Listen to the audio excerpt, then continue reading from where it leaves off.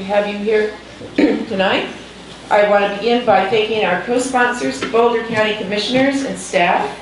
And I want to say that the city council members write us and regret and crabbiness every now and then because they meet on Tuesday nights. And by a well thought out move, I put this the same night as the city council meeting. So some of our audience is over there sitting and making decisions on behalf of citizens.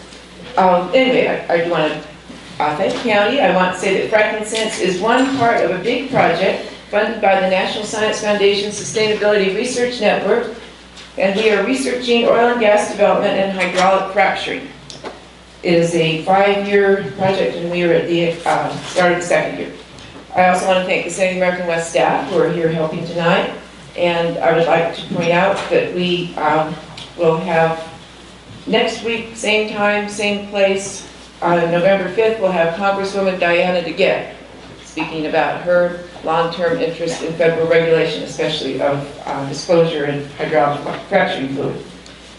I would also like to point out to you that we will be having a cool event on behalf of a really wonderful Western public intellectual, Ed Quillen, who wrote for the Denver Post, who was a great character, a wonderful, colorful figure, and who passed away suddenly from a heart attack a couple of years ago. So this is an evening in tribute to Ed Quillen. If you don't know his work, you would enjoy it. It's got quirkiness beyond belief, really, and color and humor, and I'm sad to say some mockery of suburban Front Range populations. He lived in Salida, and every once in a while he just found us funny. So I don't know why he did that. Can you mention any reason? So this will be for Ed Quillen. We'll be reading from the newest collection of columns that his daughter Abby has put together. And Abby and his Ed Quillen's widow Martha will be with us. So that will be on November 12th at 6:30 in Benson 180. So Diana, to get next time, I'm supposed to ask you to fill out the surveys if you have any such inclination. The longer sheet in there. Please give us any comments or thoughts there. And I'm going to now encourage you, I probably should have done this over the whole series, feel free to ask dumb questions, or what questions that seem to you to be dumb questions. Because often they are questions that other people in the room who are not any better informed than I, those people would like to have that question asked. So I really encourage you to put a question. If you were here last time with George King, someone in the front row finally said, what is a frack job?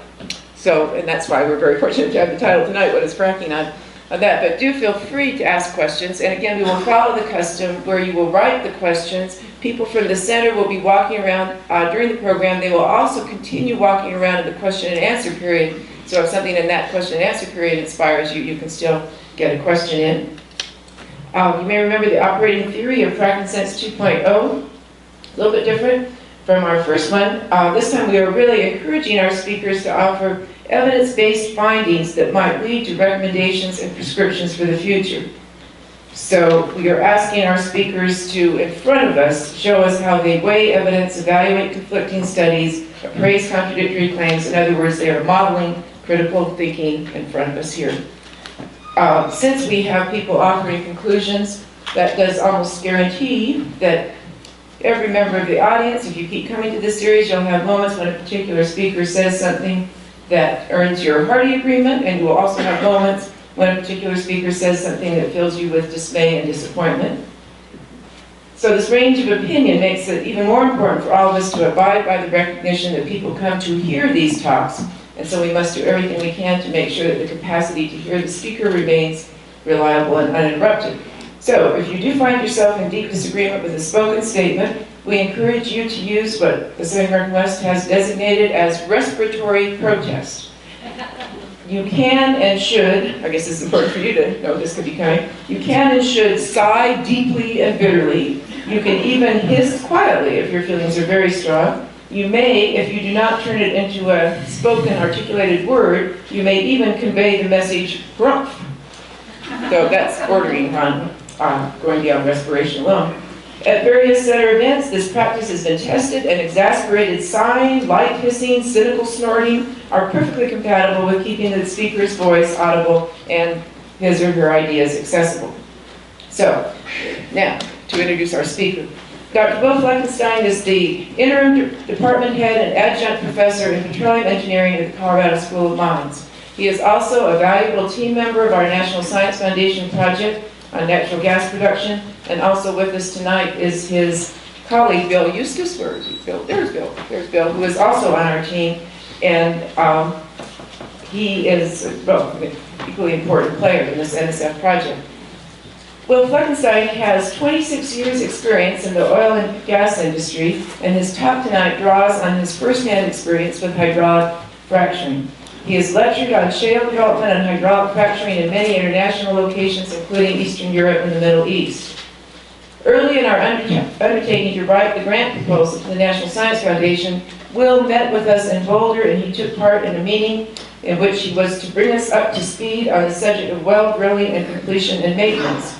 When we finished that meeting, we had not been rendered instant experts, as audience members there, but we were dramatically and measurably smarter than we had been before that meeting started.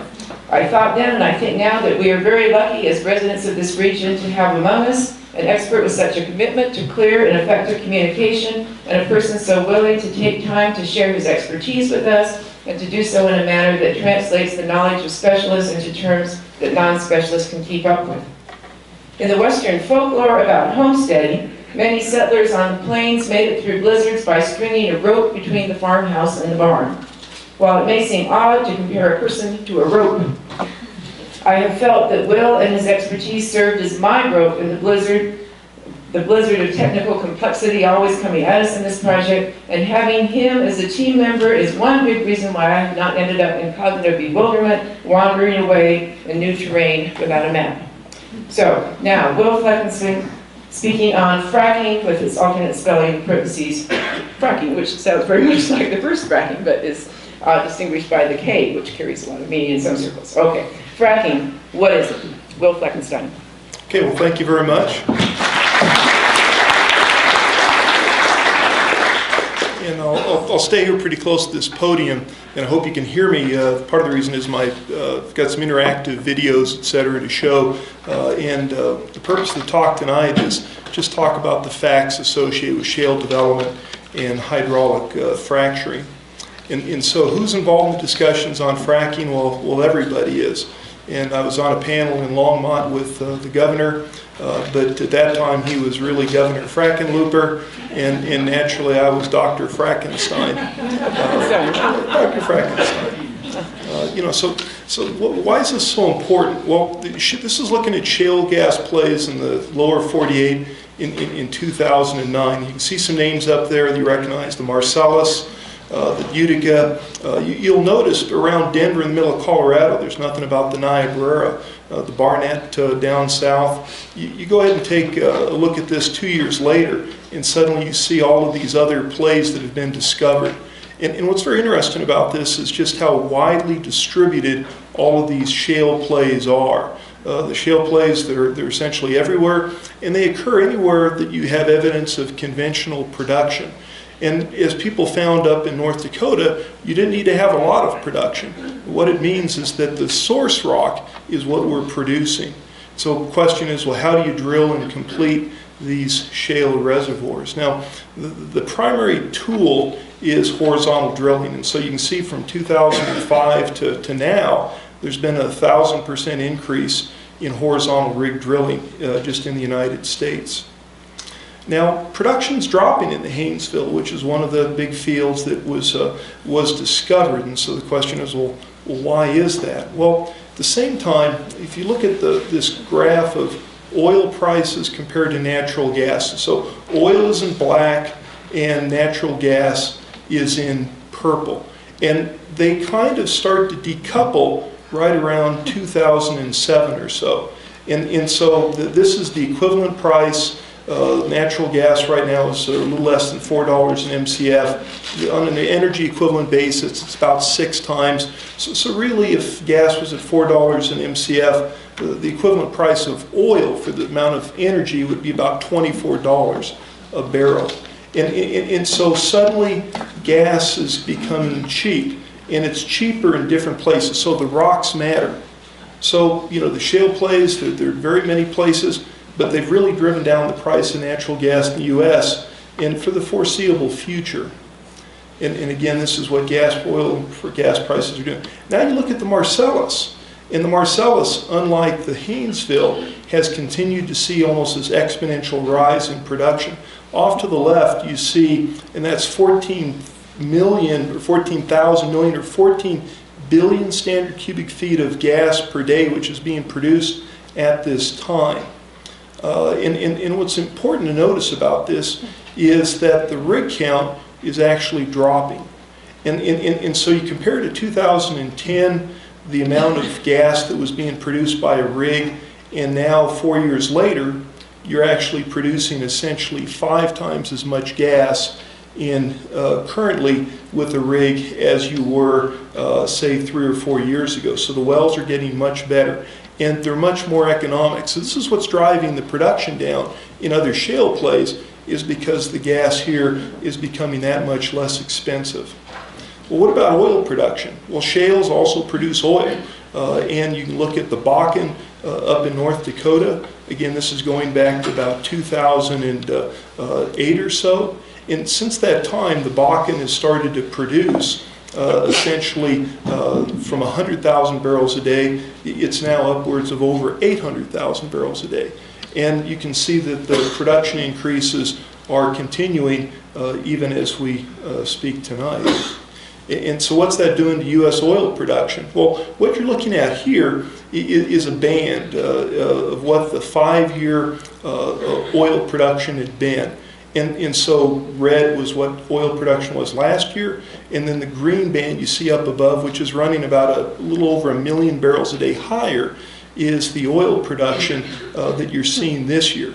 And it appears that we're going to be able to have another increase next year of 1 million barrels a day, and in many ways the year after that also. So how's this all done? So primarily you used to have vertical wells, which you see over on the right-hand side. And to the left you see the horizontal wells. They're about 1,000 to 4,000 meters deep, anywhere from 300 to 3,000 meters long as far as the displacement. Or approximately 2 miles that you would see that you would drill a displacement from where the vertical section was. And it's all trying to support these fracture stimulations. And so, you look at vertical versus horizontal drilling.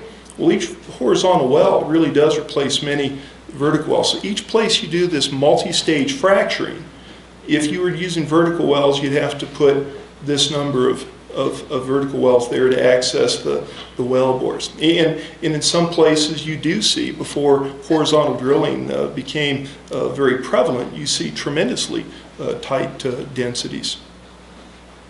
So what's the important development topics? What drove this? So really, modern horizontal drilling began in about 1990, which is actually the same year I drilled my first horizontal well in California, where you had this widespread acceptance of what they call MWD. And basically what that allowed you to do is it's almost like Morse code. You would have a little device which would send pressure pulses up to the surface through the drilling mud, and then you were able to read where the inclination and azimuth of the well would be, and kind of what the readings would be of various geosteering techniques, such as looking at gamma rays and resistivity. And this allowed George Mitchell in the Barnett Shale to start to drill these horizontal wells and be able to do multi-stage fracturing and also pad drilling. The casing, the well bores have to have something in them, a round circular pipe, and that meant that the casing now had to curve also. So you had to have much better types of connections. You also had to have the ability to rotate to bottom, and so this drove the older type of rigs away, and now you're using the newer type rigs with what they call top drives and the special types of tools to facilitate this rotation. And then finally, you had to come up with some special tools in order to be able to isolate and cement these well bores. And the key thing is each of these multi-stage fractures has to be individually separated from each other. You have to, if you're going to try and have 40 individual frac jobs, you have to have the ability so that the reservoir only sees that in one discrete place. So how do we drill a horizontal well? And so one of the keys is the ability to bend around the corners, so to speak. And so what you see here is what they call a mud motor. And the mud motor is actually going to use a positive displacement motor. You pump fluid through it, pump mud through it, and it rotates the bit without having to rotate the drill string. And you have essentially like a banana type of a shape to the drilling assembly. And you can point that in any direction, and then as you start to push on it, it'll follow and give you that curvature. And that gives you the ability now to be able to direct the well bore up and down. But you also have to, again, know where you are. So you have to be able to measure and then relay to the surface the inclination and azimuth.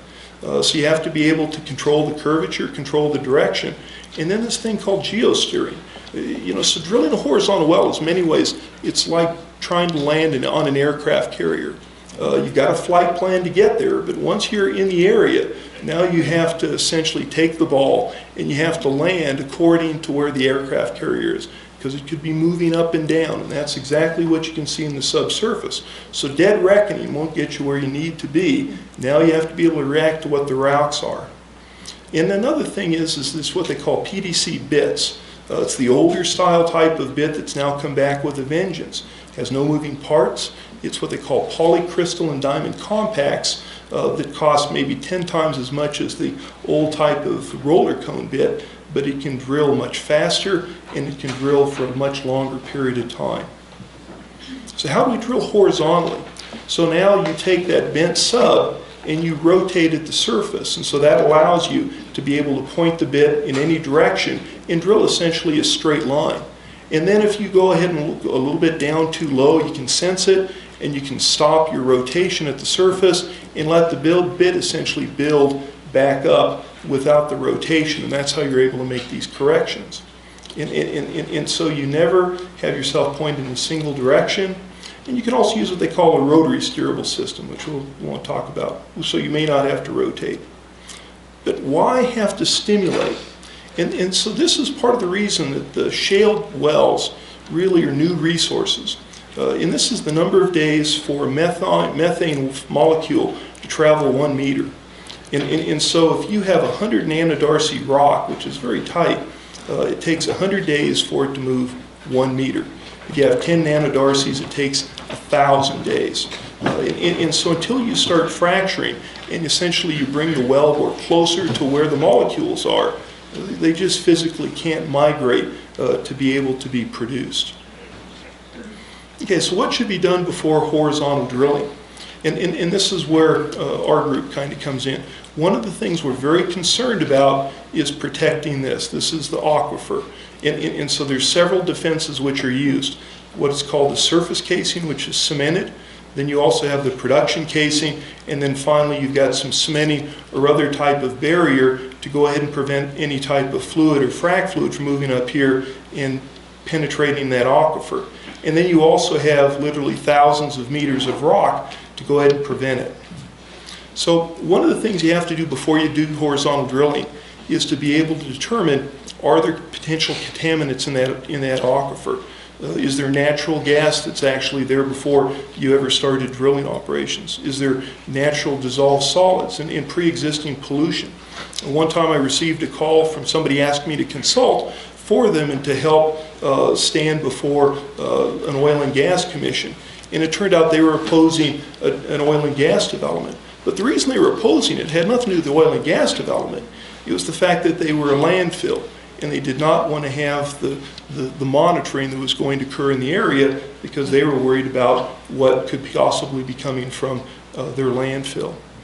You also have to identify where these barriers to frac growth is. So you have to make sure that there's no method of getting a frac to move up and get into those aquifers.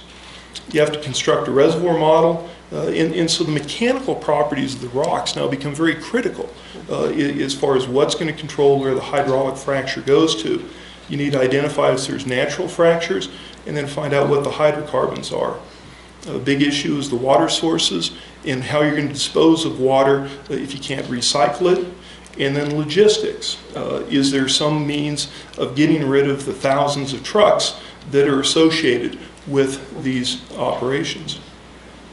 So when you look at the disruption, the drilling rigs are very large. They result in 150 indirect and direct jobs per rib. But the problem is that this also means they have to take a lot of infrastructure. So good roads to move those trucks, bridges, etc. And so the thing you'd like to do is not move the rig very far, but to drill multiple wells from one pad. And so this is a Colorado well site up in the mountains.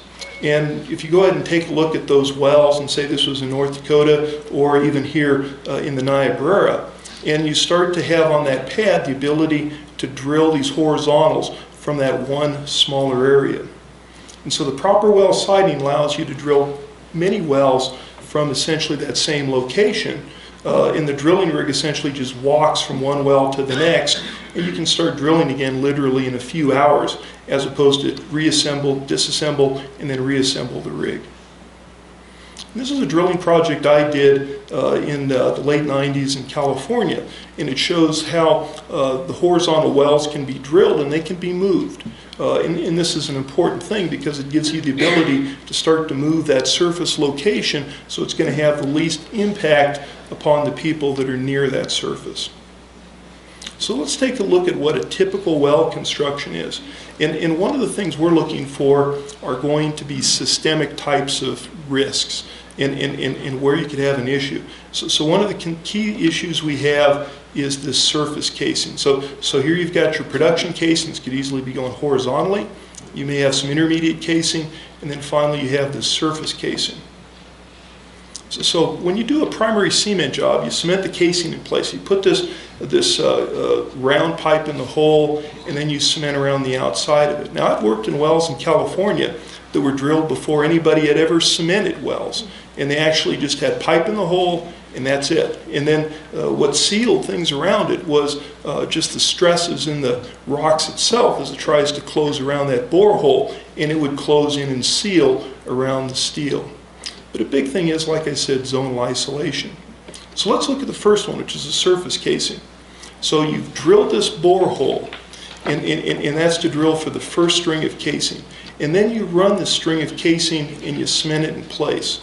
And that's a real key point, because this casing now is going to support all of the weight of all of the additional casing strings that you're going to run in the hole. And this allows us to start to look for what we'd consider to be a systemic type of a risk, and you'll see why here in a second. So the surface casing has a couple of purposes. Primary one, protect the surface water. Number two is to anchor the BOP, support these other casing strings, and finally for well control. What I'd like to show is what a cementing process actually looks like. So this is a previous casing string. It could be the conductor pipe, and so you've run your casing in the hole. There's going to be what they call a float on the end of it, and so this is the float, and so it allows fluid to run up inside of the pipe as you run in the hole, so that you're going to have less friction, you're less likely to blow the bottom of the well bore out.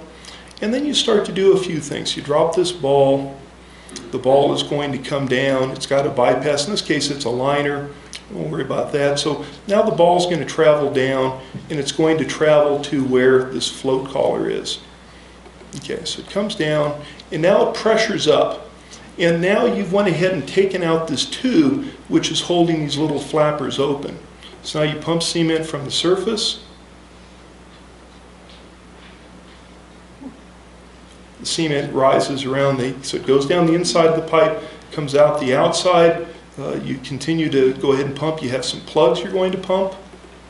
And what this is going to now do is allow the cement to go to the bottom of the casing, and the cement is much heavier than the fluid usually on the inside. And that's why you need to have these flappers here, or this float. What it does is it allows you to pump fluid through it, but it doesn't allow the cement, the heavier cement, to U-tube around before it actually goes ahead and sets. And that's a real important purpose. So now you've went ahead and set it, got your cement job. Now another thing you do with the surface casing is that you'll actually move the casing up and down. You'll just lift it up and down as you're pumping. And that's to try and make sure you get as good of a cement job down here at the bottom of the casing. Okay. So let's talk about what would be the regulations governing surface casing, and this is the ones in Colorado. And so you have to have sufficient surface casing to reach a depth below essentially all the known or reasonably estimated utilizable domestic fresh water levels. So it doesn't mean it's where you go down to where the existing wells are. You have to figure out where the fresh water is and protect all of it. And then at that point, you have to set it through an impervious formation and then cement it. Now there can be difficulties. The pipe may not be centered, the hole may be washed out, so there are times that you may not get a good cement job, and there may be some migration. Now this is a key slide here. So what can we see? So this is the top of the well at the surface. And so the tubing, which is in the well that you're producing through, when you look at a pump jack, the rods would actually be running through the tubing and producing the oil up through this tubing. And so there's an annulus, and so it's hanging from this tubing hanger up here. And the tubing has some weight to it.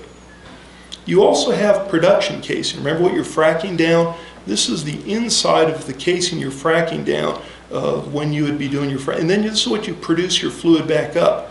And this weight is resting on top of that wellhead. In the casing hanger, the casing head, and this is welded on top of the surface casing. And what you'll notice is there's nothing really supporting the surface casing aside from the cement that's around the outside of it. And this is a real key issue because the cement is essentially what protects those aquifers.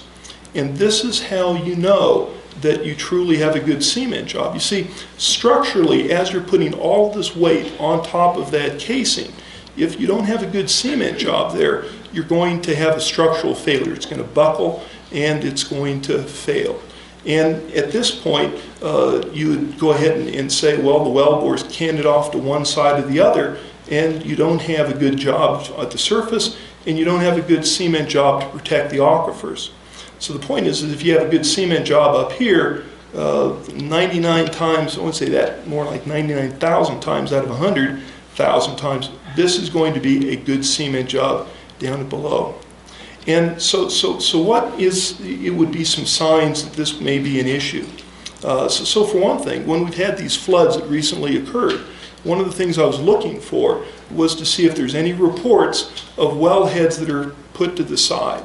And what that would mean is that if you had a lot of wellheads that are off askew, most likely you didn't have really good cement jobs actually holding that casing up. And the thing is as a drilling supervisor like myself, we used to spend a great deal of time to try and make sure you got a good cement job here because you couldn't drill forward because of the failure of the wellbore to hold all of this additional weight. And this is a key thing because what it does is remove this systemic type of a risk that we had for not getting good cement jobs to protect those aquifers. Okay, so let's now talk about fracturing. So for the most part, these are what they call water fracs. There's also what they call microseismic mapping, and then finally multiple stages. And these are the key issues. Now, what you'll notice here is there's a lot of weight, a lot of equipment on this location, lots of fluid being pumped. So I want to show a little animation of what the fracturing process looks like. And so what you're going to see is this is a well that's been drilled horizontally.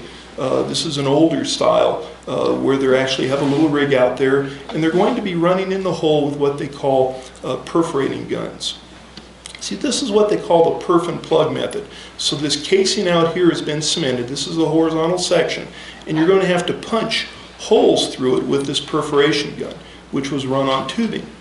And so now they've perforated the well, and now you've got communication from the inside of the wellbore to the formation. Now if you try to produce the well, it would hardly breathe right now. So now they've moved the rig off and they've bring in the fracking equipment. And so what you're seeing here is they've got some material, there's some tanks out here to go ahead and hold the fluid. This is probably the most important line that's coming in because this is where your water that you're going to use to do the hydraulic fracturing process. You start to mix in the various polymers, the proppant that you're going to be mixing in here. This is all done at low pressure. And so now you're starting to add in what would be sand or ceramics to physically hold up in the fractures after they've been created. Now you're starting to move by these trucks. The trucks are remotely operated for safety, and they're actually now increasing the pressure, and the fluid is now being pumped down the wellhead. This is all being controlled by this monitoring van. He's watching the pressures in order to see if there's been some type of a failure. So that's one of the modes of defense. So now you're pumping, you're going to higher pressure, and suddenly the rock breaks. It starts to fracture. And what you can see here is the fracture takes volume. In order for these fractures to occur, you have to pump fluid in there to create them. And there's other fractures that start to move sideways. And this is a real key as far as the water fracs. The other thing you start to do is you start to pump some proppant in there in order to try and prevent these fractures from closing. Now, most of the time, the fractures are not going to be propped open, so the only thing that keeps them open is just the rugosity of the borehole. It's very hard to get the proppant in all of these individual fractures that you create. So now they're coming in, and I'll stop this right here. This is what they call a composite type of a bridge plate. This is an enabling technology. It's very light, and it's made of essentially a plastic. So it's very easy to drill up. So they're pumping this down the hole. This is the perf gun, and this is actually dragging a wire line behind it. So gravity obviously doesn't work in a horizontal. It can't cause something to fall sideways. And so now they're pumping this, and they can pump this out to say 10,000 feet of a lateral, and that's how they're going to do the next stage. So now they're going to take him down. They're going to electrically go ahead and activate this the bridge plug, and that's what the wire line here is doing. And so this is coming back up to the surface, and this is how they're controlling the whole operation, is with this little wire line that comes down from the wireline truck.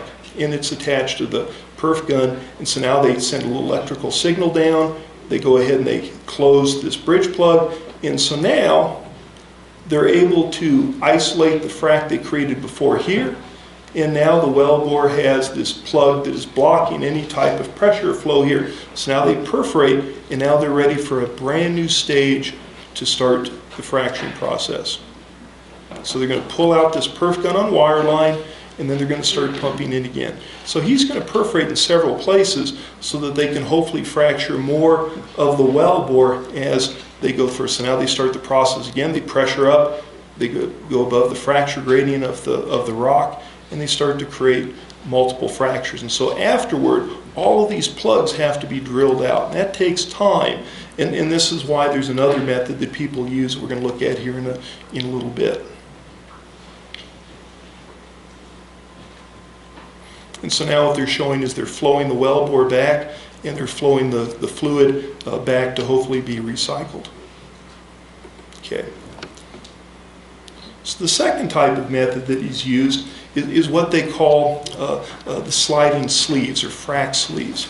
And so they've drilled this horizontal well, and now instead of cementing this in place, they'll actually run in with this casing, and it has these packers, and they will swell just based upon the fluid. Just think of a sponge. You put it in fluid, it swells, and that's what these do too. Or you can put in packers that they actuate at the surface.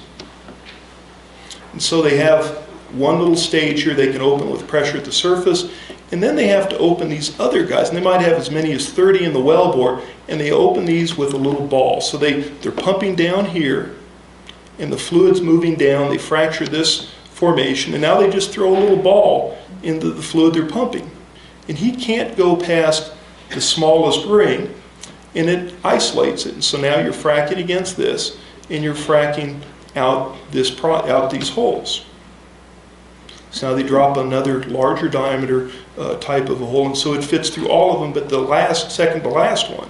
And now you can go and continue to frack. And this can be done for as many as 30 stages. Now, the problem is that these are very simple types of tools. The issue is that here's the first ball you drop, and then you can start to see they telescope. And so you can only do so many of these before you have a problem. And that's essentially what the frac sleeve looks like. So that's the method of how you do the frac jobs. Now, water fracs are slick water. It's essentially water with a friction reducer, because you're pumping down this pipe has very low sand concentrations, and that's a key thing, because they don't actually try and physically carry the sand or the proppant into the fractures. It kind of dunes. And this is one of the big differences between the old types of conventional frac jobs, where you'd use this very heavy polymer-laden fluid as opposed to basically what's water with some friction reducer in it. And it also has a very low fluid loss. See, water, if you put it against something permeable, it just leaks off. Just think about water at the beach. Put water on the beach and it just goes ahead and sinks into the beach. However, if you have a very tight rock, then it is not going to leak off, but instead it creates a fracture. And that's the key thing. Now, the fractures, fluids themselves, it's about 0.5% is the additives that you'd use. And the ones people are really concerned about are a couple. One of which is a petroleum distillate. The reason they use the petroleum distillate is it allows the polymer that they use for a friction reducer to be easily on the fly mixed with the fluid. And so that's one of the things people are trying to go after to come up with a greener type of a system. It's like when Governor Hickenlooper so famously drank some frac fluid. Obviously didn't have petroleum distillate in it. The governor's not crazy, he's not going to drink diesel, and so you can get around that issue. One of the ones that's difficult to get around, though, is this glutaraldehyde, which is basically what you call a biocide. Sometimes it's difficult to come up with something that is meant to kill things that's going to be green. And so I mean, that's just an issue. Okay, so let's talk about the geologic considerations. So what is a shale? So these are the conventional types of sands. They have permeability. Then you started producing, say, 20 years ago, these tight sands. And then suddenly we get into what they call shales, and they get to what they call nanodarcy types of rocks. So we're trying to produce things that are 1,000 times less permeable than tight sands, and they're 1,000,000 times less permeable than conventional sands. So what's good for a desirable gas shale? Well, you'd like to make sure it has a low Poisson's ratio and a high Young's modulus. It breaks very easily. You know, shales are thought that they have a lot of clay in them, and what are called shales a lot of times are more carbonate rich, or they have a lot of sand in them, a lot of silica in order to avoid being soft. And you have to make sure that your shale you're going after, it's bounded by frac barriers, because you have to make sure the frac stays where it does you some good. And so this is a typical type of looking at what is the quartz, the carbonates, or the clays. And normally you think of shales being over here with a lot of clay in them. And actually the successful shale plays really are not that soft. You look at the gas in place, you look at the permeability, again, that magical number of 100 nanodarcies. And so you can produce lots of gas out of these zones that takes literally 100 days for a gas molecule to go 1 meter. You like the porosity around, say, 4%, a little bit greater. The TOC, the total organic content, is something greater than 2%. So where's the organic content come from? Well, you've had this some type of a swamp, some type of a depositional environment that has a lot of organic material that has been buried. And so that's where this total organic content comes from. You'd also like it to have not a lot of water in it. And finally, if you could, you'd like a thick zone, though the Bakken is relatively shallow, or it's relatively thin. Also, these fracture networks are key. And so if you go to a place, like Dinosaur Ridge up in Golden, you look at the Mowry Shale, and you'll notice that the shales do something like this. This is the way they express themselves when you take the stress off of them. And so these fracture networks will essentially make a very nice conduit so that the gas doesn't have to move too far before it gets to this much higher permeability types of areas. Now, this is probably the most important slide I have. You see, when you think of a shale reservoir, shale, you think of something really just shale, it's homogeneous. And in fact, it looks something like this, which means you have a lot of shales or silty shales or mudstones, siltstones stacked on top of each other. And just imagine this is the site of a hydraulic fracture. Now you're pushing on all these different formations, and they're going to react to that stress or that pressure in a totally different manner. And so that's what's going to cause a lot of the breaking that occurs. And so these might all be very productive. Also, let's say you have a fracture that's here, it's trying to extend upward. it's going to try and leak off, it's going to try and move sideways. And this is one of the things that stops fractures from just continuing to infinitely move upward. And more about that later. So how do you determine if you have a fracture barrier? So anywhere you go in the world, the overburden stress, the rock, we're walking on weighs about 1 psi per foot. So if you're at 5,000 feet, you got about 5,000 psi of rock over the top of you. It's a generalization. It's a good way to look at it. The key is how that gets turned sideways. Okay, so think of some type of like a rubber eraser. So you push down on the rubber eraser and it moves sideways. It extrudes. Now you push on a brick, it doesn't move sideways very much. And so they totally have different amounts of horizontal stress associated with exactly the same forces pushing down. And so here you have this horizontal stress in the rock, and you'll notice that right at this point, it's less than 4,000, and then the shale right above it, it's 5,000. So as long as you stay below 5,000 psi, the frac can never break in and move upward. And this is a key thing as far as how you control where these fracs actually go to. Fractures are a lot like college students. They're kind of lazy. They like to go to the path of least resistance, and so they go to where there is less stress. And so you pump, they move horizontally, and as long as they're in a low stress environment, that's where they like to be. And so in order to predict where the fracture goes, you have to be able to predict where these horizontal stresses, which is why you have to take cores and run some logs to try and figure out those mechanical properties. Poisson's ratio, Young's modulus, etc. So let's look at the technology that's involved with this. So why not just a horizontal well? So you go ahead and drill a vertical well. It has a certain amount of contact area. You drill a 2,000 foot horizontal, and it has about 20 times as much contact area. If you were to drill and then do 10 hydraulic fracs, then you end up with maybe 1,000 times the amount of contact area. But then this is where the water frac starts to take over, and why you pump so much fluid, so much water, because now you also start to generate a lot of secondary fracturing. And in some cases, you end up with 1 million to 2 million times as much surface area as you would have in this vertical well. And that's the reason that these wells, these shale wells, are able to be productive. So let's look at what, if you had a bird's eye view, this is kind of what the fractures are. So you got a couple of monitoring wells here, and they have this thing called microseismic, and basically every time the rock breaks, you can hear it. Okay. So what is microseismic? And this is a key point. So now you have another well that's been drilled close to the well you're fracking, and you put some geophones in place. So you map the fracture growth, you map the azimuth, and you also can figure out what the frac is going and where it is in relation to the aquifer. And so let's say this is your monitor well, and this is where you're doing your hydraulic frac job. And so the only thing that you can hear here is it's able to sense this P wave, this compressional wave. And then you have to back calculate from it and where you think that the rock actually broke. So there's some inaccuracy to it, but you can actually locate where that rock is broken with a certain amount of accuracy. Okay, so let me stop right here. And so what does microseismic look like? So basically this is it right here. So let me go ahead and talk about this for a second. So here you've got a vertical well that's been drilled, and it's been perforated in this area that's in green.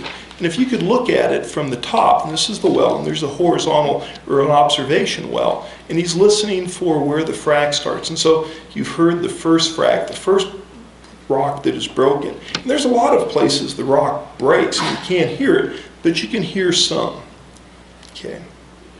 So let's go ahead and start this and move it a little bit farther. So now the frac is moving off. So it's moved off here to the right about 200 feet. And the frac that's moved up, it's maybe moved up 100 feet or so.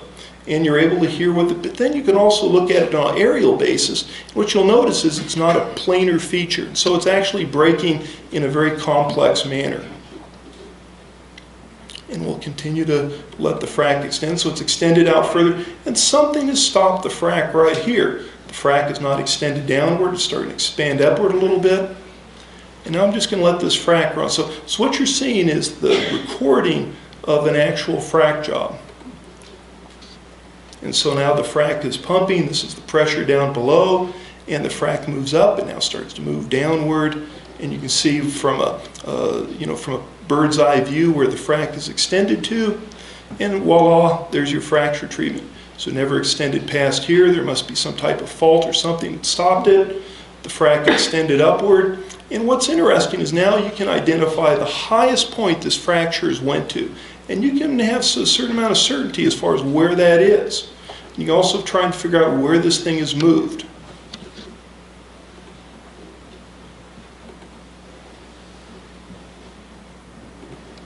And the reason this is important is that if you take all of the frac treatments that have been monitored with this microseismic, which was done in the Barnett Shale, it's literally at least hundreds of these, and that you can actually determine how high the fracs had moved upward in comparison to where the water wells. And what you'll notice is there's a tremendous amount of area here that the frac didn't get to. And this includes all the highest outliers where the frac just took off and it stopped well below, thousands of feet below where the water is.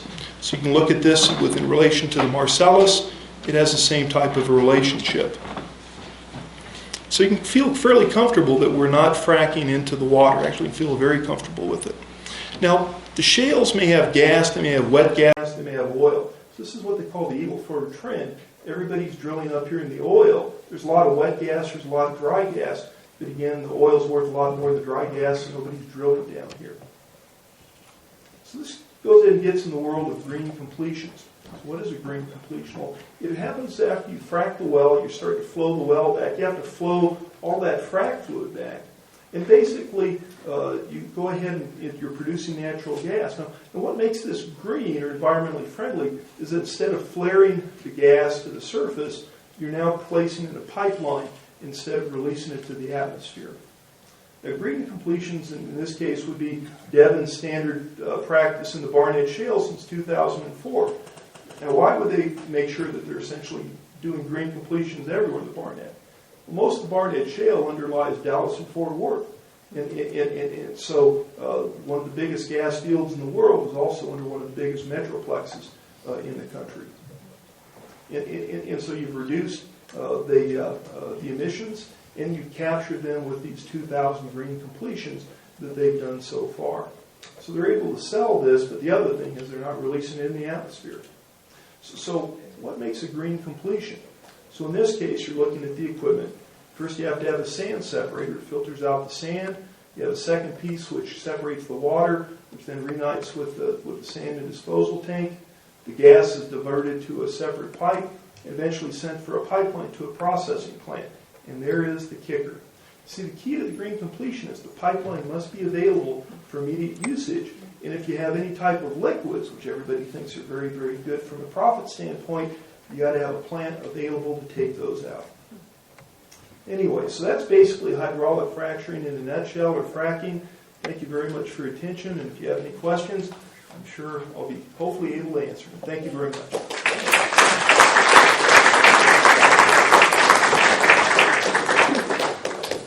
I might ask you just to say a few words, your work in the study, in the NSF study, if that's okay to start us off.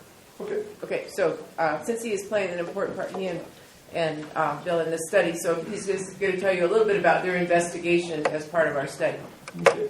So the thing we've been tasked to do is a couple of things. I mean, one of the biggest is to try and understand what the risk is associated with the infrastructure, to be able to determine whether or not we're protecting our aquifers and look for those systemic types of risks.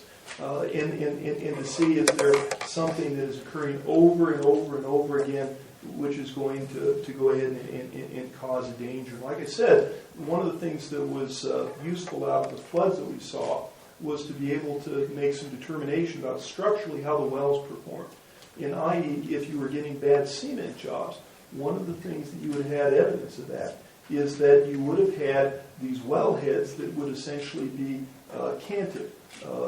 They would no longer be vertically because they would have lost their structural supports. And so in some places, say in Nigeria, or places where maybe you don't have as good of completion practices, that does occur, but we did not see that. So looking for systemic types of risks. The other thing is to try and determine what is the role that you're going to see of the stress in the rock itself, i.e. that the borehole, is it being held open, or does it try and close in and close the gaps where the cement is, and how is that going to help you, or is that going to cause problems by crushing the wellbore?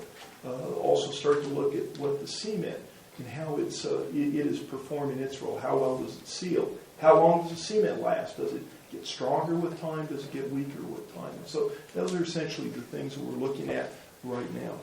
Great, thank you. A couple of questions that, I just wrote it down, the butyraldehyde thing. What is that second chemical of concern you mentioned, and what is the concern? Okay, a little bit more on that. Essentially, biocides. The reason you use biocides is that if you're using a polymer, many times the polymer is sugar-based. And so if you leave them out for any period of time, they have a tendency to start to have bacteria that grow in them. The bacteria becomes a safety hazard because what you don't want to do is to start to introduce those into the subsurface. They get with the organic material of the oil, and then you start to generate a lot of hydrogen sulfide.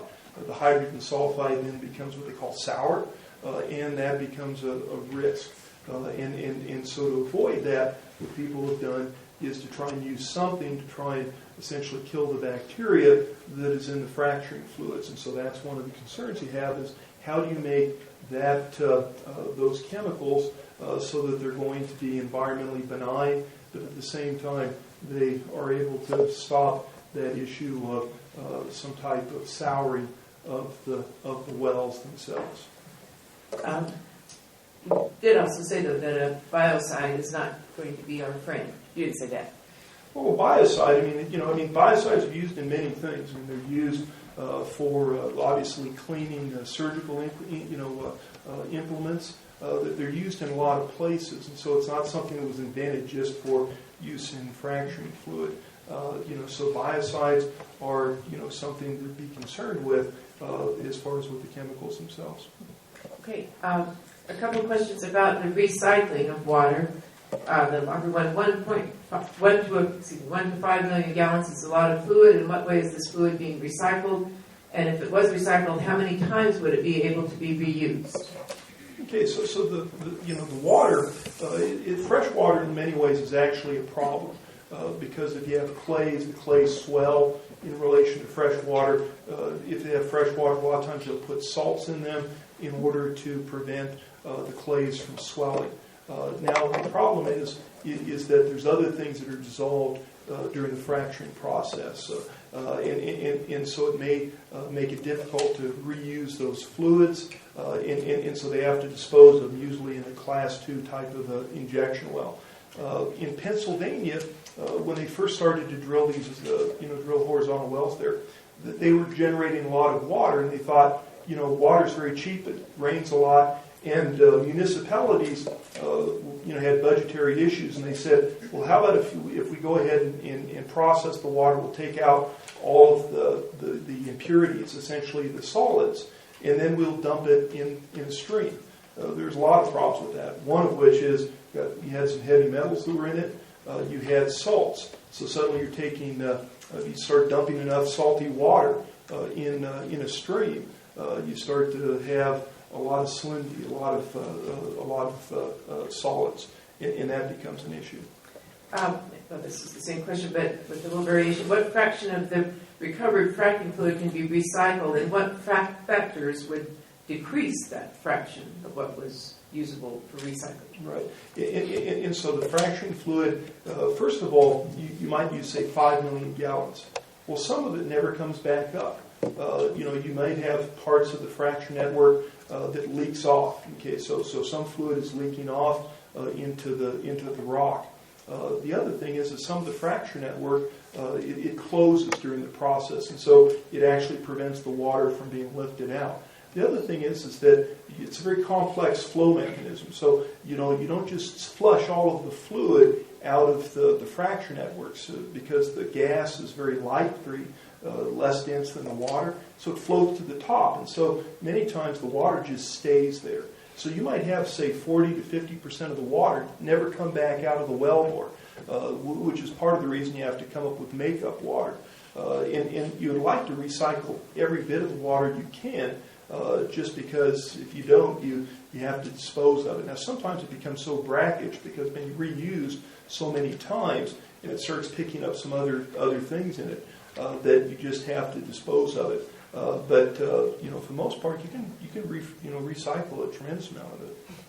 A recent newspaper article stated that fracking in the Monterey Shale in California only uses 100,000 gallons per frac job or per well. Why such a low amount compared to 4 to 5 million gallons in other shale basins? Okay, well, one thing to point out is that the Monterey Shale has not been successful as far as producing oil and gas. It's producing some shale.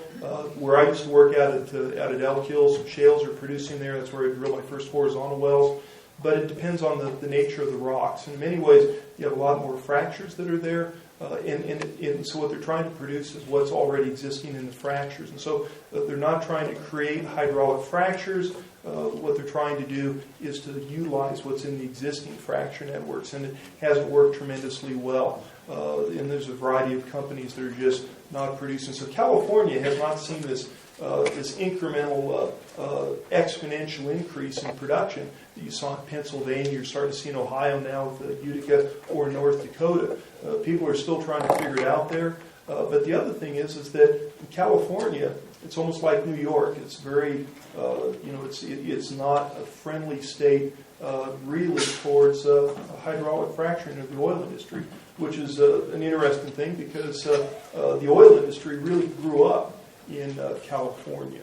It was a tremendous producing state. Los Angeles is acre for acre. It has the most oil of any basin in the world on an acre basis. It's just that you built the city of Los Angeles right over this gigantic oil field.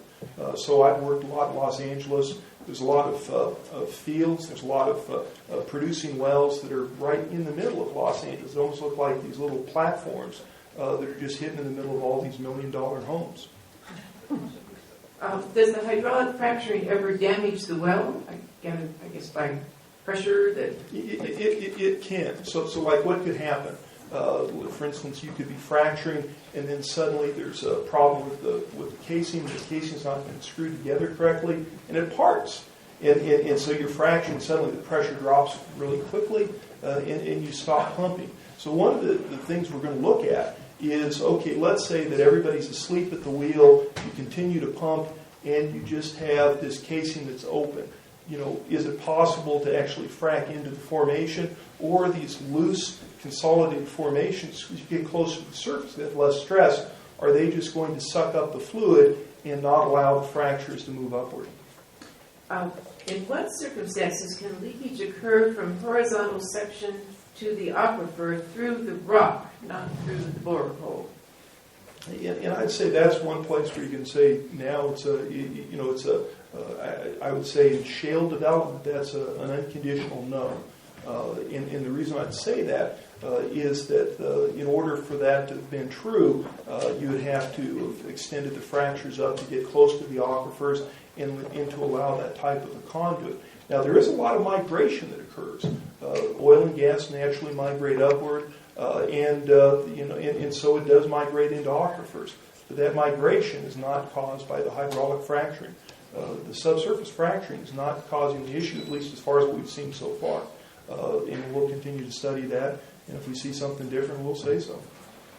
What happens to the water that ends up in those holding tanks? Does it dissipate or stay forever? And directly tied to that, I heard something about above-ground pools of wastewater that aren't capped. Is that the case? Yes, so for the most part, so let's say, 10 years ago, you had a lot less regulation. So you may have been flowing wells back into what were called sumps. So people started lining those sumps. And once you go ahead and start that process, because of the various pollution laws that we have, you own the pollution forever. There's been cases in the oil industry where people have not been, very bright about it. There's a couple of towns in California that had a tremendous amount of pollution. It had nothing to do with hydraulic fracturing. It had to do with heavy oil operations. And so once an operation like that occurs, people find it. And at that point, you end up having a liability, and that's one of the reasons people try and go after it. Can you comment on the evolution of oil and gas regulations over time? Are they tougher or not? And what about CO2 specifically? Or what about Colorado? Excuse me. Oh, no, good Lord. Confusing Colorado and CO2. Oh, well, those are often confused, but okay. That kind of idea. So what about Colorado specifically and the evolution of oil and gas regulations over time? Are they tougher? No question they're tougher. For instance, the regulations, in some cases there weren't a lot of regulations. You may have some orphan wells that were drilled years ago, where people just drilled down to what was the local depth of water wells in the area, where they didn't actually drill surface casing past all the aquifers. And so those wells are existing. You may have had cases where people just, were not drilling and setting the casing and cementing it properly. And so also when you look at the regulation at the surface, as far as like containments, et cetera, you did not have nearly the same types of regulations, I think, in place, or for that matter, best practices by companies to try and make sure that you were protecting those in case you did have some type of a spill, because people make mistakes, and when people make mistakes, sometimes bad things happen, and you have to be able to protect against those. Colorado specifically, because John Hickenlooper is an individual that has experience in the oil industry. He understands drilling of wells, and so he's immediately able to talk and I think bridge the gap between the environmentalists, the legislatures, and the oil companies, and come to some reasonable compromises because he understands what the issues, I think, are. So I think Colorado probably has some of the best in the world because I think the governor has a very good understanding of what occurs during drilling operations. This follows off that. So what are the biggest likely risks from hydraulic fracturing? Okay, so what are the risks? Well, what are the effects? One thing is that you're going to have a lot more development, and that's no doubt about it. The development has pluses and minuses. If you bought a house and you want to have the ability to have peace and quiet, and then you don't own the mineral rights, and then suddenly somebody has the mineral rights underneath your land, and they set up a rig 400 feet away or 1,000 feet away, any distance, it's still going to be interfering with your lifestyle. You may have a rig that's there, you've got crews moving back and forth, you may have a lot of trucks that are moving back and forth. So those are going to be the risks associated, I think, with it. So what happens if somebody is driving on a road, it's icy, you got some oil, it overturns. Then those are the types of risks that happen, because you are going to have oil that's going to hit the ground, and it's going to probably end up in some types of water. Like, for instance, in the floods. One of the things we did see was production facilities, which were flooded. In some cases, there were pictures of floods, waters that overturned oil tanks. Obviously, the oil that was inside of it probably made its way on the outside. And so you're going to see those types of impacts. One of the key things we're looking for is it systemic, or is this going to be kind of one-off types of events? And that's a key thing we're looking for in our research. Earthquakes. How much energy is released during a fracture job? Well, this is just using earthquakes as a comparison. How much energy is released during a fracture job compared to the energy released in an earthquake? Its magnitude's less. However, have there been earthquakes associated with hydraulic fracturing operations? I think the answer would be yes. The English were drilling their first shale development well, and they managed to drill a well right into a fault, and then that's where they were hydraulically fracturing. 4 hours after they finished the frac job, there was an earthquake. People could split hairs, and it's probably hard to imagine that they're not related to each other. However, there's a fellow at the University of Dunham, his name's Richard Davies, and he's been studying what the issues are as far as with man-made types of earthquakes. But what he found was that there are earthquakes that are caused by man, but most of them are associated with operations like filling of dams. You think about how much weight you're putting on top of a certain part of the earth that just wasn't there before, and it's going to be reacted against. And so within hydraulic fracturing, I've fracked, a lot of wells in California. California is probably the most seismic active area in the United States, and we didn't have any fracturing associated with it. Of course, we didn't frack into faults. And so there are earthquakes that have been associated with injection operations. Anybody live in Colorado knows what had occurred when people are trying to get rid of the Rocky Mountain Arsenal, where people are just injecting fluid. There's nowhere for it to go. It's going to create a fracture, and there started to be earthquakes. If you have disposal operations, you got to figure out where the water's going to. You start to have only a certain tank that you can fill. Now, these injection wells, they can start to increase that tank, and it doesn't want to expand, and so it starts to move things around. And so the earthquakes have been associated in the United States with what called hydraulic fracturing operations, are really with disposal of fluid in these disposal wells. It really hasn't been associated with the hydraulic fracturing operations. And what is the industry doing to eliminate the problem of earthquakes? Okay, so the first thing is to recognize you've got a problem. And so one of the things that people are trying to do is to get a better understanding of the voidage that you're actually injecting fluid into. You're also, starting to pay more attention to the operation of the individual that's operating these disposal sites to be able to try and make sure that you go ahead and stop operations and maybe move to another voidage area, which is usually like an old reservoir. The state of Texas has tens of thousands of disposal wells because they've got many, many old depleted reservoirs that have a lot of voidage that can be filled with disposal fluid. Other places, like in Pennsylvania, which no longer has very many oil fields, that's a problem that they have because they just don't have very many disposal wells, and therefore they have to truck it, say, to Ohio, which naturally brings up issues there. So if oil and natural gas can migrate naturally through the rock layers, can't the frac fluid stuck underground eventually migrate up with it? Has fracking been done long enough to gather data on that? Okay, and that's actually a very good point, good question. And so why does hydrocarbons migrate upward? There's a lot of mechanisms that drive it. So you get into a shale and it doesn't want to move. But if it's very small molecules, it will try and move upward. Now, we've done some testing. One of the questions you'd like to do is how do you enhance the recovery in these shale reservoirs? So one of the first things people have tried to do is water flooding to try and drive more fluid out of the shale by displacing it with water. The problem is trying to get the molecules of the water into the shale matrix. And so they're very small, and they're really not, they're more like apertures, so to speak. And so the size of the molecules is becoming very close to what the size of the apertures are. So you get into larger apertures, suddenly you're able to essentially move a lot more fluid. The thing is when you look at like the Eagle Ford oil, you look at the Bakken oil, it looks different than conventional oil that people produce because the heavier ends, the bigger molecules, they're chopped off. And the reason they're chopped off is that they can't physically migrate through the very, very small apertures in the shales. And so that's, one of the reasons why, I think. What is it that makes people sick when they are in the vicinity of fracking, and why are taps lighting on fire in Pennsylvania? Okay.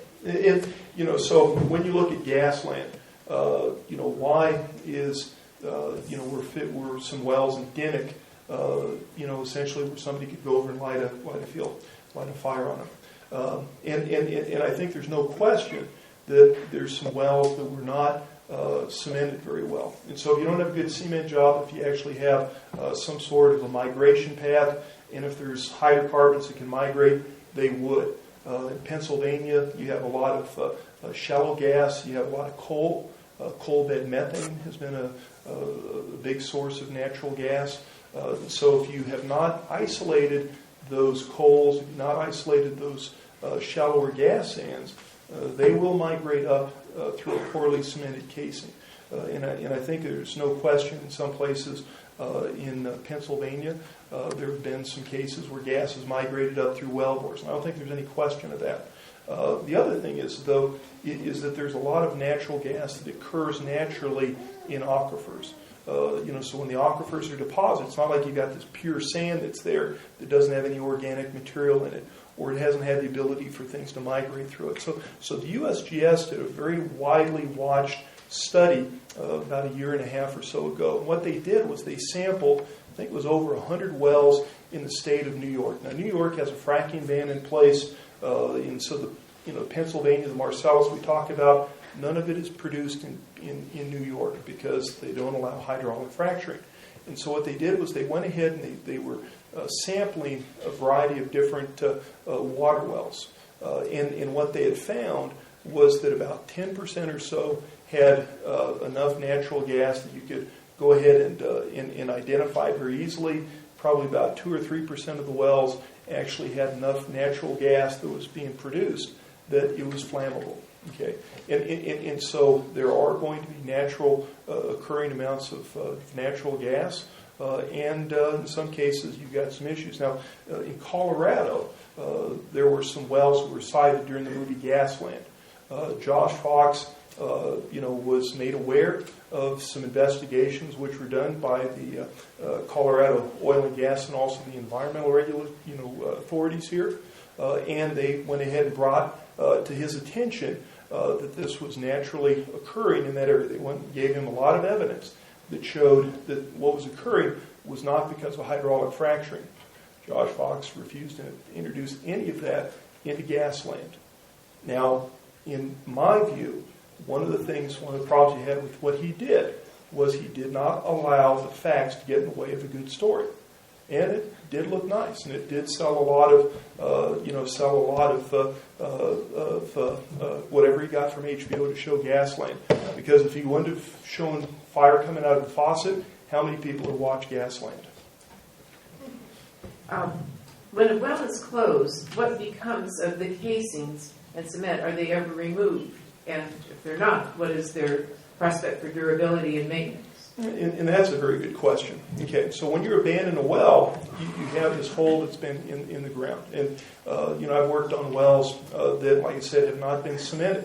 So how do you have a seal around the outside of them? So one thing you may have to do is to go in and do some remedial cementing in order to go ahead and close this off. Because what you have to do is plug the well. But you plug the inside of the casing, that doesn't do you any good if you don't plug the outside of the casing.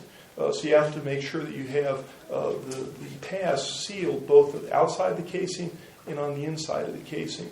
And there are some wells that have some problems. Like let's say off of Santa Barbara and Summerlin, there was an offshore development that was done. It was essentially back in the boom days when people were building piers out there. They were producing oil and gas, and then once the oil and gas was done, then the companies just said, okay, we're gone. It wasn't big companies, it was these smaller groups. And suddenly out there you've got these old wells and nothing really was done to go and abandon it. I mean, in some cases people thought it was a good abandonment practice to take logs, dump them down the well bore, go ahead and fill it in with dirt, and they'd say, well, we're done. Well, that was not a very good practice. And so, so the abandonment has to be done correctly, and people have to make sure it's done correctly, which is one of the regulators' tasks. What research or new technology is currently being implemented to either replace cement for a more reliable material or minimize the failures associated with cracks in cement? Well, there's a lot of research that's being done. My research group has went ahead and we've patented some technology. A lot of companies are trying to determine how you can come up with better ways to determine whether you have an issue or not with that annulus. And so, there's a lot of work that's being done. Cement, though, if it's done right, it has some very nice properties. If you look at cement from back in the days of the Romans, it's actually gotten stronger over time. And so you'd like to have a material that is going to be able to last. And cement has been very good at that so far. I think you covered this, but if there's anything else to say, how many spills occurred at fracturing sites in Colorado during and after the flood? Okay, so the number of spills One thing that has occurred, was that there were a variety of sites, and I'm not sure what the number was, but it's a significant amount of oil, which ended up in the waterways. I mean, there's no question that literally hundreds and maybe even thousands of barrels of water were making it in, and so it's a good question as far as what the number is. And actually, I really can't tell you what the number is, but it was a significant amount of oil, no question about it. For monitoring, it is my understanding that there are insufficient numbers of monitors or inspectors to watch or test the wells. Should the energy industry pay the bill to hire enough monitors and inspectors to keep the population safe? Okay. So the question is the number of inspectors. The one thing is the best inspector is the people that actually work on the wells. And so those are the ones that have to really go ahead and make sure if there's an issue that they go ahead and make sure that it's remediated. One of the inspectors that we have out there that you'd almost say is an inspector is the law system, the tort system. If there is some type of damage that occurs, there's going to be lawsuits. I mean, I'm sure everybody saw here in Brockovich. And if you have that type of a spill, the environmental laws are such that it's a tremendous amount of cost that's going to go. Now, can the inspectors go out and do more? The problem is trying to hire enough qualified inspectors, to try and find people that are willing to work for the government with everything that's involved with that, and have the experience and the knowledge to be able to go out there and actually not give people a false sense of security. The program we have at the School of Mines right now at the University of Texas and Penn State is to put together a program to train the regulators so they have a better idea about what they're inspecting and get an understanding about what the processes that are occurring in the wells so they have an idea as far as what could go wrong with those processes. So you have to make sure you have trained inspectors, but at the end of the day, making sure there's good regulations and that the companies are going to respect them, and if they don't, that they end up paying the price. And I think that's been pretty effective so far. Can I interrupt and just ask you to answer the question around should the oil and gas industry... That's a very good point. I think I think you're missing that question too That's often. very good. Okay. I'm on it. That you did have that important phrase, should the industry pay for the inspectors? Well, and I think the industry would probably say they do. They pay a lot of taxes, for a variety of points. And so the question is, and also if the industry pays, how do you know that it's not going to be a bias? And so it has to obviously be a tax that's going in of some sort, and then the government, on an independent basis, has to hire those inspectors to go out and be able to do the inspections that people would like them to. But I don't think anybody is going to accept, say Halliburton hiring inspectors to inspect Halliburton. And so, the government obviously has to go ahead and do that. And I don't mean that facetiously. It has to be, I think, a government function for that. Thank you. I should have mentioned. For wells that are plugged, can the plug be placed well below the water table? Okay, in plug-in operations, there's actually several plugs that have to be placed. You have to place one over the top of where the producing interval is. You also have to go ahead and essentially isolate any of the oil and gas that or different bearing zones that could be productive of the hole. And then finally you have to place a plug that's going to essentially protect the lower portion of where the water would be. And then the last part of an abandonment operation is that you end up cutting the casing off low enough that it's not going to interfere with surface operations anymore. So usually you bring a backhoe out there, you're going to cut down and excavate down, probably 15 to 20 feet or so in order to physically cut off that casing. And then normally you place a marker over the top of it to identify that there's been a well there. A few last summing up questions. One, I don't know if I can help you with this if you don't know the reference. What do you make of Art Berman's critique of the shale gas and oil revolution? Okay, Art Berman is, Art Berman's been around for a long time. If nobody knows who Art Berman is, he immediately started to criticize what was called the shale gas revolution, the shale oil revolution, and he said it was a fraud. Basically what he was saying was that, that companies were using this as a mechanism to raise more money, and that eventually the fraud was going to be exposed, and essentially, the whole house of cards was going to come tumbling down. Art Berman has been, I think, thoroughly discredited because at the end of the day, shales are tremendously economic.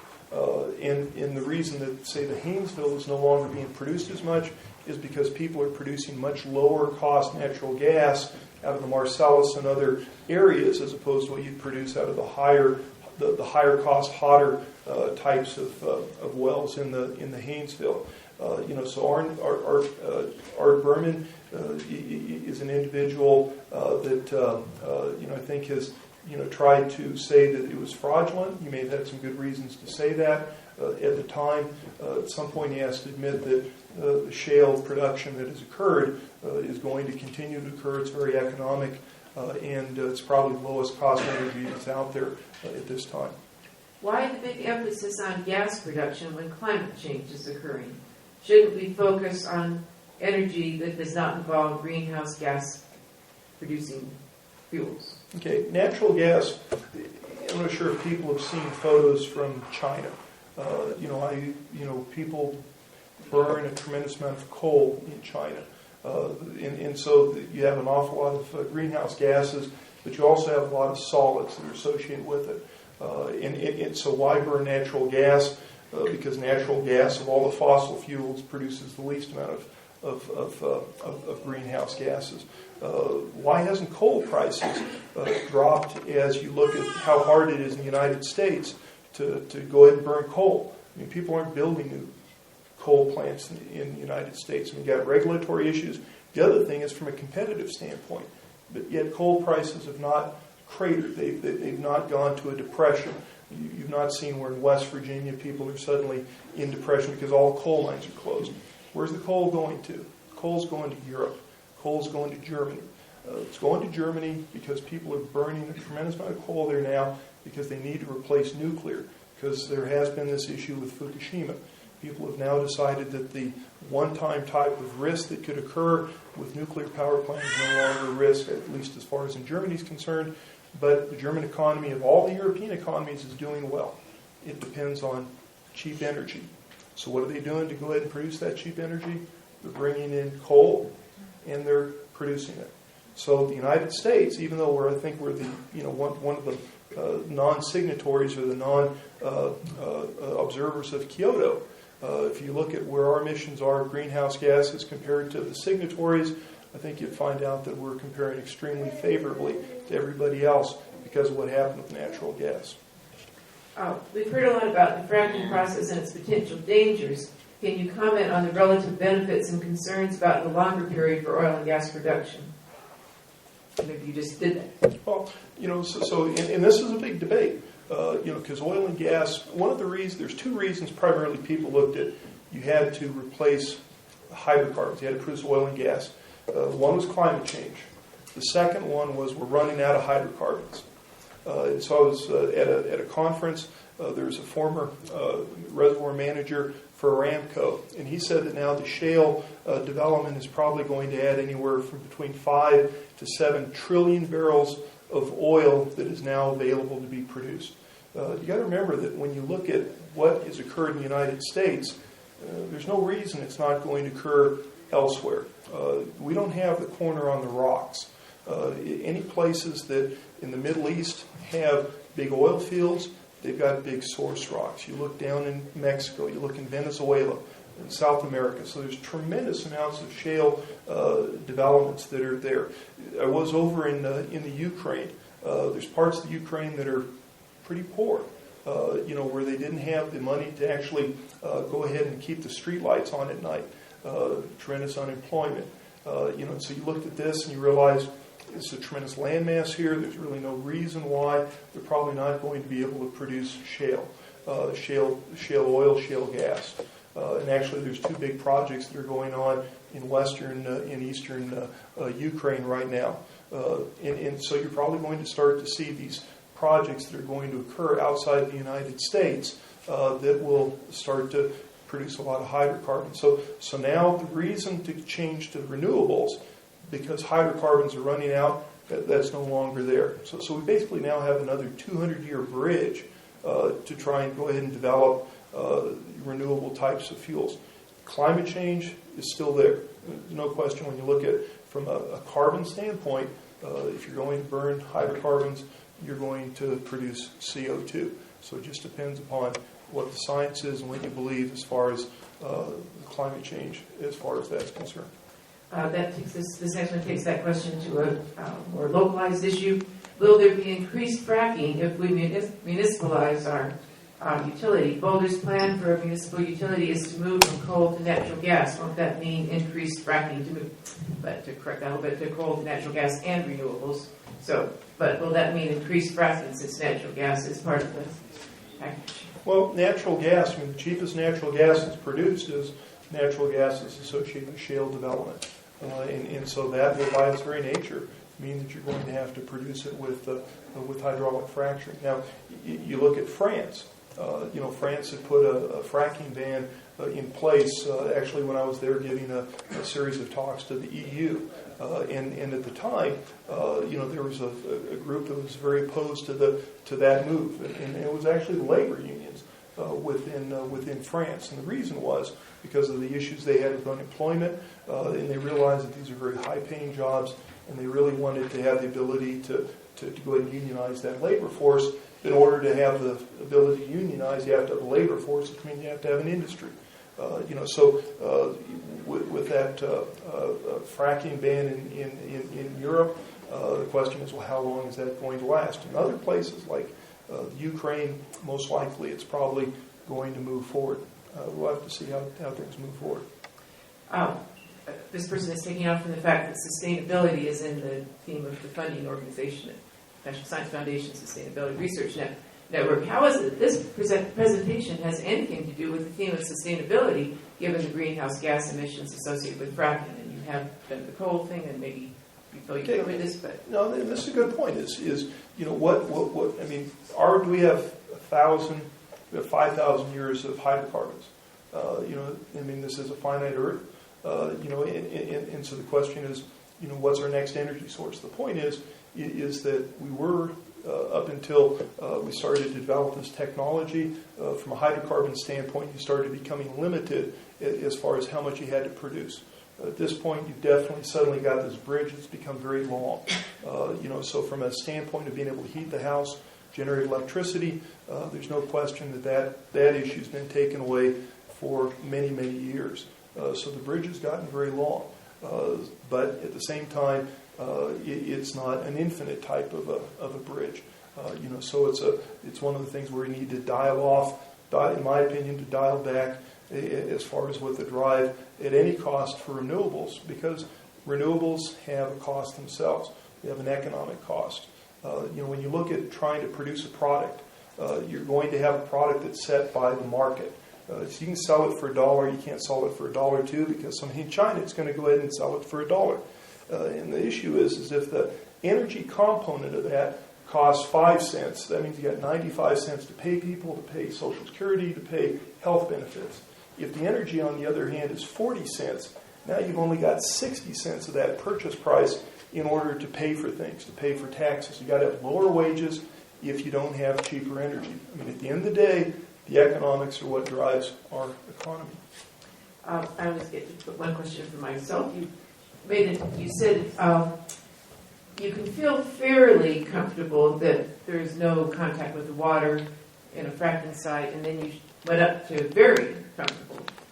You can feel very comfortable or fairly comfortable. This is a question that really may not be right or fair to ask, but your confidence about the safety of hydraulic fracturing, although you do admit human error in that, do you ever have moments, middle of the night maybe, where you want to tone that confidence down a little bit? Do you ever have a question, maybe especially on human error and companies that cut corners and so on? Are there ever moments where you think fairly comfortable or very comfortable, fairly confident or very confident, or where you want to modulate or calibrate that confidence? Okay, so the question would be, do I feel comfortable with saying that you're not hydraulically fracturing into aquifers? With the shale development we're doing now, I'd say yes, I feel very comfortable with that. Does it wake up in the middle of the night and say, I'm worried about it? No.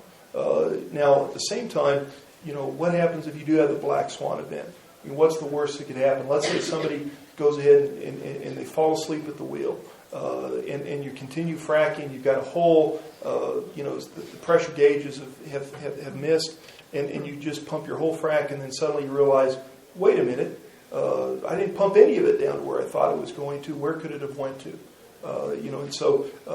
Under those conditions, you have to go look and see, could that be, so what's the worst case could happen, and then what will happen with it. Now, for instance, when you look at deep water types of energy development, you look at what happened in the Macondo, none of these shale wells have the type of productivity of a Macondo deep water type of well. I mean, part of the reason I say you take the frack and you take the K out of it, because the K in the oil industry means permeability.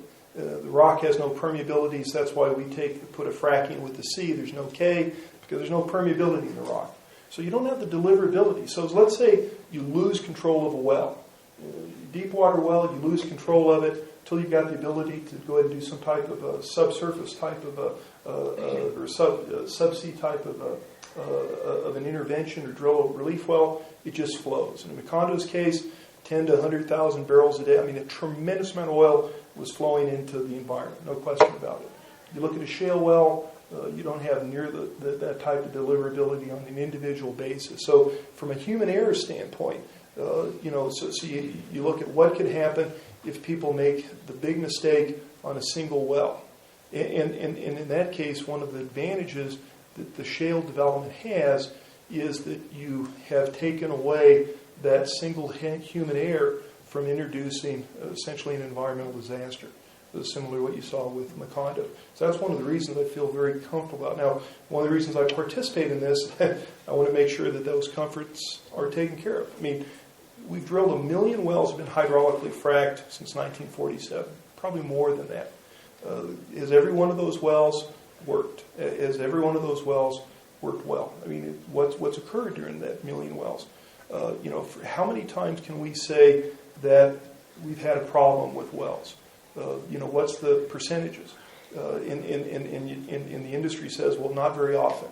Other people look at the same data, and it's hard to say what the data is. So you'd like to scientifically say what those risks are and then have something to be able to defend it.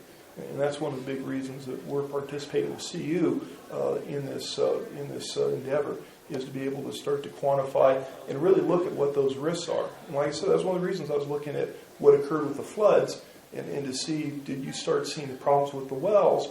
Because that'd tell you if you had a systemic problem with the casing that was being cemented to protect the aquifers.